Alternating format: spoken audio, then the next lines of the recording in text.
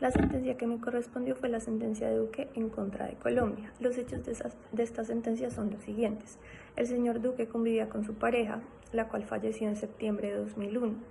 Su pareja estaba afiliada a Colfondos y al momento de fallecer, el señor Duque se acercó a Colfondos para saber cuáles eran los requisitos que debía tener para acceder a la pensión de sobrevivencia. Colfondos respondió a esta solicitud de forma desfavorable, diciéndole que el señor Duque no ostentaba la calidad de beneficiario. Ante esta respuesta, el señor Duque interpuso una acción de tutela que le fue negada en 2 instancias. Asimismo, el marco normativo colombiano del momento aceptaba que eran beneficiarios de la pensión de sobrevivientes el compañero o compañera permanente.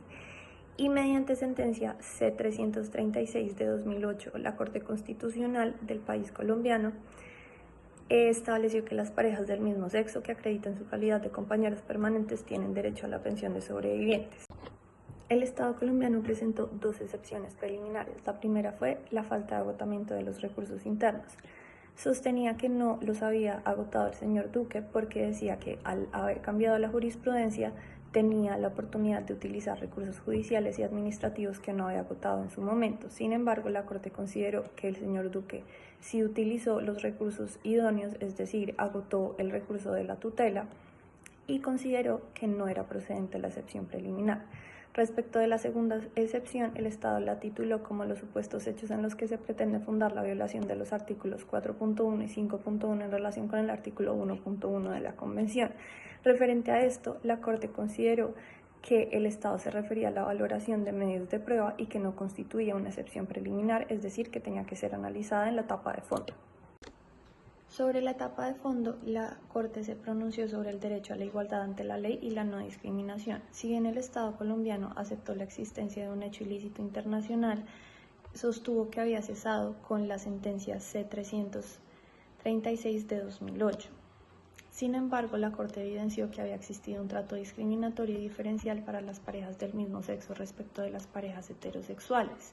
Asimismo, buscó analizar si el hecho internacionalmente ilícito que se le imputaba al Estado colombiano había sido subsanado con el cambio jurisprudencial, de lo cual encontró que, si bien la jurisprudencia había cambiado, no se había establecido si el señor Duque era titular de los derechos que la jurisprudencia ahora le otorgaba de forma retroactiva.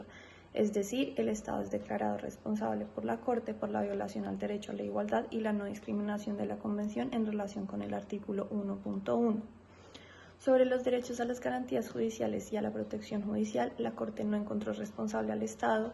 Igualmente, sobre el derecho a la integridad personal y el derecho a la vida, también encontró que el Estado no era responsable porque sostuvo que no encontraba con los elementos probatorios necesarios para concluir si en el caso concreto el régimen subsidiado le hubiese garantizado una protección a su salud de menor calidad que el régimen contributivo. Sobre las medidas de reparación, la Corte estimó que, respecto a la restitución, el Estado colombiano debía tramitar la pensión de sobrevivencia de forma prioritaria en un plazo de 5 meses y debía comprender la suma de todos los pagos, incluyendo los intereses de aquellos que no se habían percibido desde el momento en que el señor Duque había presentado la solicitud a Colfondos.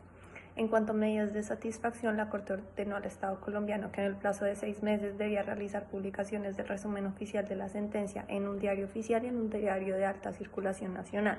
Asimismo, debía publicar la sentencia en su totalidad en un sitio web oficial del Estado.